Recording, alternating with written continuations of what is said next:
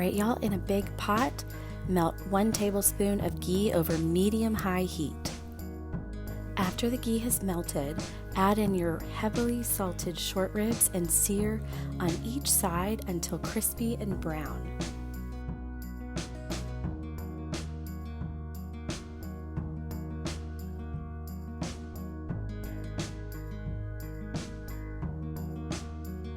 You want each side to be super crusty, so make sure you give this the proper amount of time and take your time.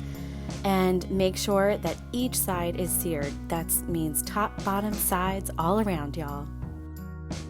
Remove the seared short ribs and add in 3 chopped carrots, 1 whole onion, and 4 cloves of garlic. No need to mince this, you can leave them whole. They'll melt in with everything.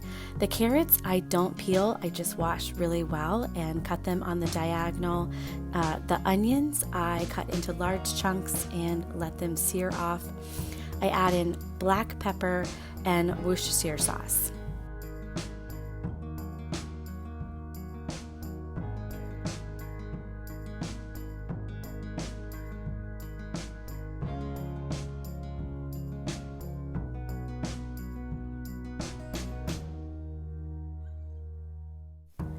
Nestle your short ribs back into the vegetables, and then you're going to pour in a full bottle of red wine. Maybe leave a glass for yourself. Make sure it's one that you really enjoy drinking. I also add in a big bunch of thyme and rosemary, a bay leaf, and then I cover the rest of it with beef stock and just bring it up to the very top of the short ribs. And you don't need to completely cover them because the juice will expand. After about an hour and a half at a 350-degree oven, give it a little look-see, feel, and see how the short ribs feel. If they fall off the bone, great. If they're not, stick them back in for another half hour and wait and see. You want them absolutely impossibly tender, falling off the bone.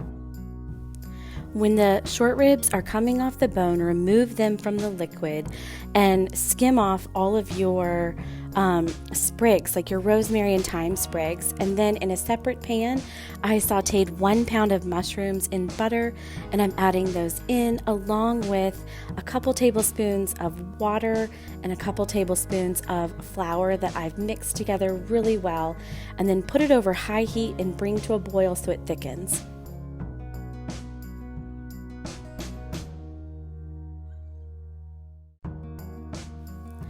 You want to shred some of your short ribs up and add them back into this liquid. I do leave a few on the bone. Some people like to still eat them off the bone, but make sure you get all that liquid back in there, stir it up, let it simmer for a few minutes so it marries with the sauce that you just created, and oh my gosh, y'all, it's so good.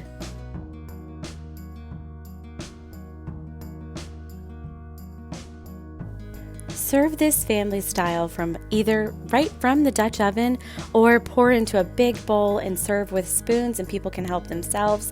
I love serving it over mashed potatoes or noodles, and then just a simple side salad, and it's the perfect winter cozy meal.